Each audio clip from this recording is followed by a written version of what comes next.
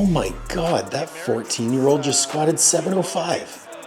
I wonder what his coach had him do. Dude, that coach could have done anything and made him grow. Yeah, bro, he could have had him jerk off in a corner and still PR. It doesn't take a genius to lead a novice to new PRs. Maybe. But coaching young lifters comes with much more responsibility than most people would choose to believe. The reality is that the above statements, although crass and oversimplified, are not far from the truth. My name's Paul O'Neid, and I've been one of the strongest people on the planet, ranked top 20 all-time in powerlifting, been a strength and conditioning coach for 18 years, coached some of the strongest athletes on the planet, and coached in the NCAA Division I, Division II, and CIS, as well as professional athletes across all major sports. I've also got 2 master's degrees along the way. I've seen it, I've done it, and I've got the scars and trophies to prove it. Novice lifters will make gains in both strength and hypertrophy at a faster rate than at any other point in their lifting career. They're learning a novel skill, so they'll get stronger simply through better technique and efficiency. Plus, they've never trained before, so they'll be accumulating muscle tissue and adapting so fast, it's almost hard to keep up with the progress. At the beginning, a novice lifter is basically growing like a weed, and their brains are rewiring faster than a quantum computer. That being said, the first few years of training set the groundwork for how they will progress down the road. The methods, tools, and techniques used will be the basis by which all of their future training will be measured. When things slow down, things get hard, and they start running into barriers, what you teach them in the beginning is what they will carry with them along the journey. Along with the physical training, the lifter is developing their mental game and learning what hard training should feel like. The way you manage a young lifter's training can set them up for long-term success or short-term failure. As the coach, you'll be the difference between them burning out and quitting, or sticking with this training thing for the rest of their lives and reaping all the benefits it brings. That's a very important role, and it's a role that so many coaches skirt when working with young lifters, leading to a very high rate of injury and burnout among top junior level high performers. We want to set these young people up to enjoy training for life and embrace all the benefits it provides. So what do you need to be aware of and plan around? Let's get tactical here. First, there are volume and intensity considerations. Because a young lifter is unfamiliar with the movement patterns involved in weight training, they'll have extremely variable maximal strength levels. They are inefficient and inconsistent in the way they move. A max effort one day might be a 5-rep working set the next, and vice versa. It's like a young basketball player learning to shoot free throws. Every shot's basically a hope and a prayer that they toss in the air. The simplest manifestation of this is within a single set. It's not uncommon for each repetition to look completely different. Rep 1 and rep 5, totally different reps. Each is a different repetition and provides a different stimulus, different mechanics, tempos, ranges of motion. This is the process of motor learning, and eventually, over time, the repetitions will get more consistent and more efficient, and a natural pattern will be adopted. This inconsistency in movement patterns means that the young lifter can handle a large amount of volume. Their movement patterns won't get overtrained because they're using so many different ones. This is a double-edged sword because handling more volume is great for motor learning and in grading the appropriate patterns, but it also puts the lifter at a risk of injury from repetitive poor movements. This is where a coach comes in. A good coach will find a balance where the lifter has an appropriate amount of practice and the proper dosing to avoid risk of injury. As a rule of thumb here, we want to keep the level of effort at a place where the reps are challenging enough that the lifter needs to try, but not so hard that they risk missing reps. That's the sweet spot, and it gives you a place to build from. This is also the perfect time to introduce concepts like RPE, or rate of perceived exertion, and allowing the lifter to learn how to objectively evaluate their own performances. Next, we need to keep in mind that practice doesn't make perfect. Perfect practice makes perfect. The cues and coaching you give your young athlete will form the basis for their technique and the rest of their lifting career. If you don't take this seriously, bad habits will form and they'll be really hard to break later on. It's never okay to write a program and not coach the lifter through it. Constant feedback and constructive criticism will set your lifter up for success. Working with the lifter to identify the relevant cues to improve consistency within the most advantageous positions will allow them to refine their patterns. Make sure to let them know when they do things well so their performance is reinforced, and always provide evidence with the use of video feedback. This will allow them to reference back during subsequent training sessions. Video review is non-negotiable. There is also a paramount importance to be placed on exercise selection. While the true nuance of proper exercise selection is going to be individual and outside the scope of this video, when working with a novice, exercise variation does not need to come at the direct cost of specificity. What I mean by that is that we want to perform the competition competition movements as frequently as possible. So variations in exercise selection should come from manipulating effort, intensity, volume, tempo, and isometrics rather than changing the actual movement pattern.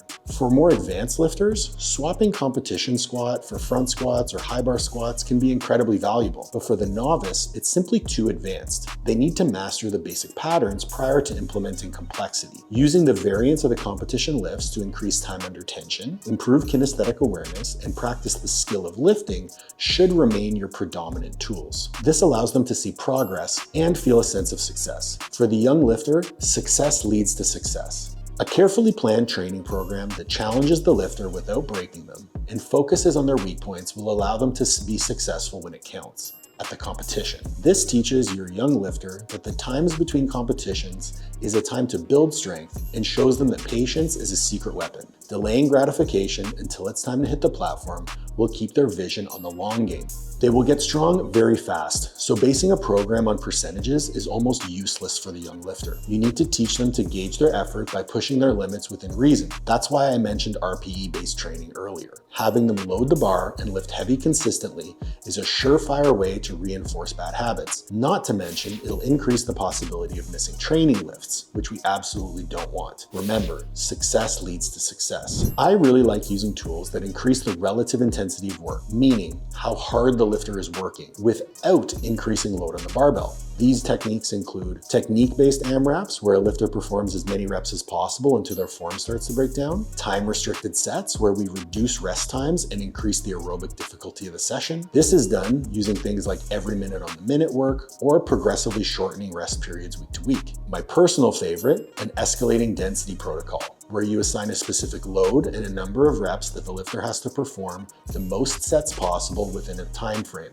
with good technique. Or we assign a total reps within a given number of sets, or a static rep number and try to decrease the number of sets. The goal for escalating density work is increasing the amount of work performed within a given time or with the same load. No matter the tool, the key is making the lifter work hard, challenging their technique, but not ingraining bad habits. Ultimately, even though we're the coach, most of the tools we use will need to give the lifter a sense of autonomy, to teach them to be the owners of their own performance. Your young lifter has trusted you with their training in preparation for a performance. They're entrusting you to improve their lifts, but they must know that the actual act of lifting is their own responsibility. As long as you set them up with appropriate and realistic goals and they've done the work, performance should take care of itself. You as the coach know that, but the athlete doesn't because they've never done it before. While the strategies we discussed previously are used to manage training loads, volumes, they also serve to teach the young lifter about the role their effort plays in performance. At the end of the day, if the lifter didn't work hard enough, they won't get to where they want to be. This holds true for lifestyle as well. Teaching the lifters to eat healthy, get their rest, avoid drugs and alcohol is all very important. But at the same time, we need to make sure that they know there's more to life than lifting weights. We need to impress upon them that living a full life is the most important part of the game.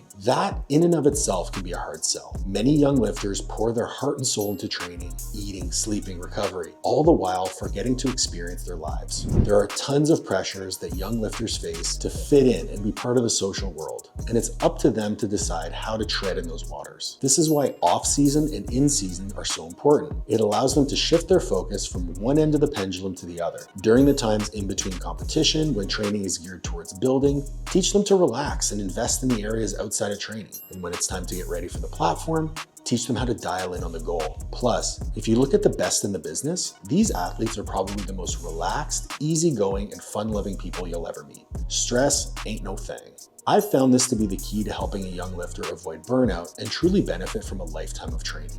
I might be aging myself here, but I've been coaching long enough to take lifters from their first competition into their 15th year, and they still love every minute of it. The last thing I'll touch on is that young lifters need to learn the hard way. They need to learn that when the stove is red, that means it's hot, and the price of that lesson is a little bit of a burn.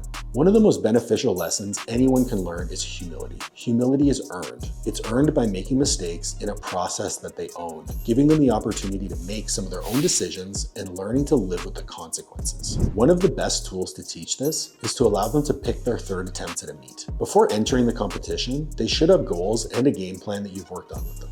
This plan should be developed collaboratively, with the athlete giving their input on attempts they'd like to take. Any good meet plan plan should have 3 scenarios: good, better, best. Based on how each attempt goes, we adjust the following attempt in an effort to go 9 for 9 with the biggest total we can. It works kind of like a flow chart, starting with the opener, then having a second and third choice on the second, and having a second and third choice for the third. Going 9 for 9 and building a total should be any lifter's goal. Allowing the lifter to choose their third attempt is always a win-win. If they choose a conservative number and smoke it, then they have the motivation and positive momentum for future training. If they pick a big PR and make it, then they learned how to dig deep and fight for something that they want. If they pick a conservative number and fail, they'll learn what failure feels like and be better served to execute for the next time. If they pick a big PR and miss, then they'll know what they need to work on for next time, trust the process, and stick to the game plan. The lessons of patience, self-ownership, and humility can only be learned if you, as the coach, facilitate the process from beginning to end, from the first training session to the platform and everything in between and beyond. As a coach, you serve as a guide for a young lifter's success, and in a lot of cases, you teach them more about themselves outside the weight room than in it. Most lifters know you start lifting weights for various reasons, but typically they can all be summarized into becoming a better me. This is the goal the young lifter has entrusted with you. They have put their personal growth in your hands. That is not a responsibility to be taken lightly. You're giving them a gift that they will use for the rest of their lives. You're helping them to raise the bar.